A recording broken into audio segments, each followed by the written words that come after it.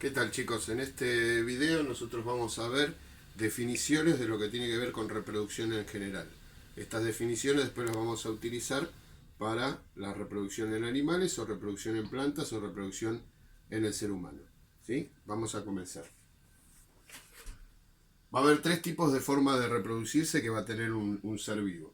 Puede ser reproducción asexual o reproducción sexual o hermafrodismo. Vamos a ver uno por uno de qué forma se reproducen. En la parte de la reproducción asexual va a tener un solo progenitor, por lo tanto el hijo va a ser idéntico al progenitor. En el caso de la reproducción sexual va a tener dos progenitores, uno que va a ser macho y otro hembra, en el cual sus crías van a ser parecidas, ya que van a mezclar su material genético, que ahora vamos a ver. Y en el caso de hermafrodismo, son aquellos individuos, tanto animales como vegetales, que poseen ambos sexos en el mismo organismo. ¿Sí? Vamos a ver las ventajas que tiene la reproducción asexual. Una ventaja, o la principal ventaja que tiene la reproducción asexual es su velocidad de reproducción, ¿sí? Ya que de 1 voy a tener 2, de 2 4, de 4 8 y así exponencialmente esa especie va a crecer a gran velocidad. Y la desventaja que tiene la reproducción asexual es que al no poder mezclar su material genético, ya que el material genético es siempre el mismo, no va a poder adaptarse bien a los cambios que, por ejemplo, a un cambio climático o los cambios que tenga el planeta con respecto a su evolución. O sea, va a ser mucho más lento, por eso es una desventaja, eso es desfavorable para la reproducción asexual. Vamos a ver las ventajas en la parte de la reproducción sexual.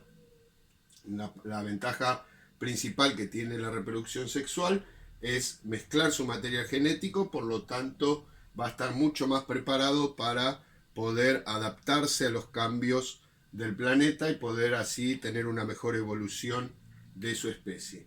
Y la desventaja principal es que para poder reproducirse, como dijimos antes, va a necesitar de un macho y de una hembra, y eso hace que la especie crezca mucho más lento.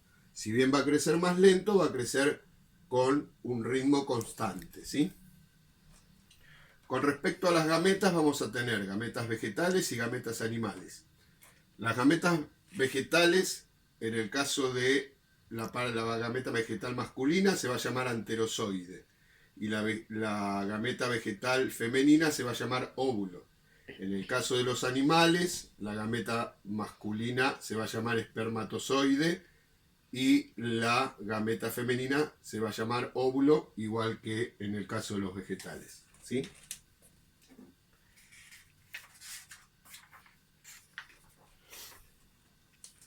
Con respecto a la fecundación, vamos a ver que primero vamos a ver qué significa fecundación. Fecundación es la unión del gameto masculino con el gameto femenino, ¿sí? Eso va a producir la fecundación. Y esta unión del gameto masculino o el gameto femenino se puede producir de dos formas. De forma externa, como por ejemplo lo hacen los peces o los anfibios, en el cual la hembra deposita el óvulo puede ser por ejemplo en el fondo de un río o de un lago, y luego va a venir el macho y va a fecundar esos huevos fuera de la hembra. O sea que no hay contacto sexual entre estos animales. Y la fecundación interna, el macho va a tener un órgano copulador en el cual va a eyacular los gametos masculinos en el interior de la hembra, ¿sí?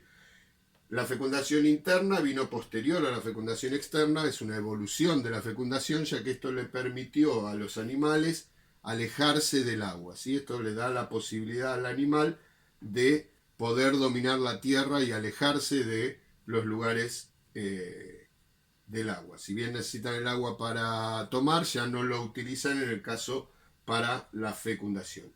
Con respecto a las características sexuales, vamos a tener dos tipos de caracteres sexuales. Las características sexuales primarias están dadas por los genitales, ¿sí?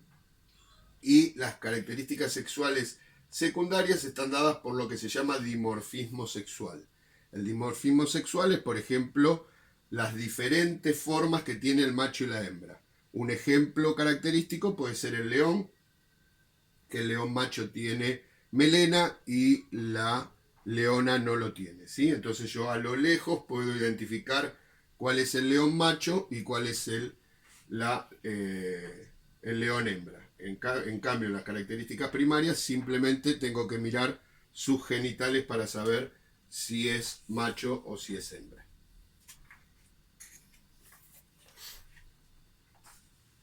Con respecto al desarrollo embrionario, vamos a tener 3 tipos de desarrollo embrionario en el caso de los animales.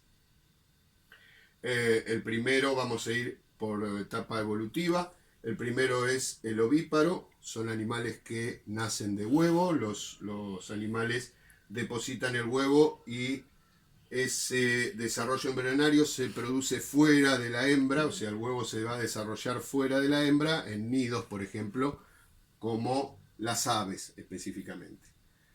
Luego vamos a tener los ovovivíparos. Estos animales también nacen de huevo, pero el desarrollo embrionario de ese huevo se va a producir dentro de la hembra, como por ejemplo en el caso de las lombrices o los escorpiones. Y después tenemos el caso de los vivíparos, que se desarrollan dentro de una placenta y cuando el animal nace, ya nace vivo, sea por ejemplo el caso de el ser humano, o para englobar mucho más tenemos a los mamíferos.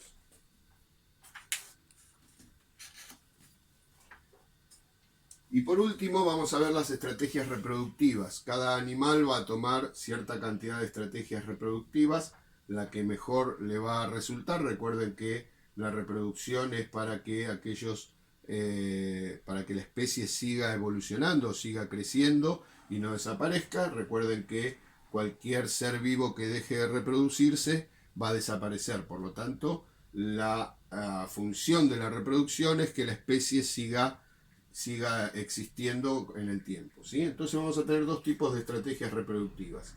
La primera estrategia reproductiva es la R, en la cual vamos a englobar a los insectos y animales pequeños, en lo cual hay una gran cantidad de nacimientos, por eso una natalidad alta, tiene muchas crías, mucha cantidad de crías, 100, 200, 1000 crías, pero como no hay cuidado parental, o sea que los machos no cuidan, los machos y las hembras no cuidan a sus crías, hay una gran alta tasa de mortalidad, o sea, muchos de esas crías no llegan a ser adultos. Por ejemplo, el mosquito, ¿sí? El mosquito pone los huevos en el agua y la hembra los abandona, esos mosquitos nacen y la gran mayoría de esos mosquitos que nacen mueren antes de poder dejar descendencia, ¿sí? La idea de los animales es que se vuelvan adultos y puedan dejar descendencia.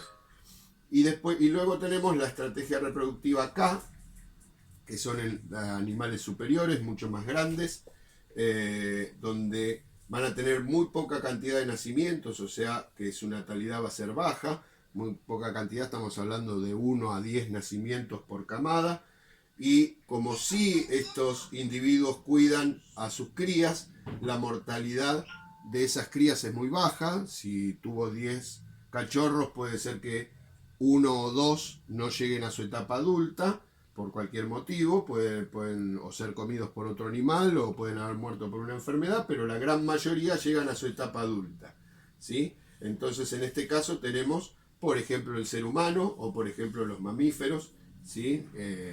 Animales superiores. Bueno, espero que les haya servido, que se pueda comprender la consigna de estos conceptos. Son solo conceptos en general y nos estamos viendo en el próximo video. Saludos.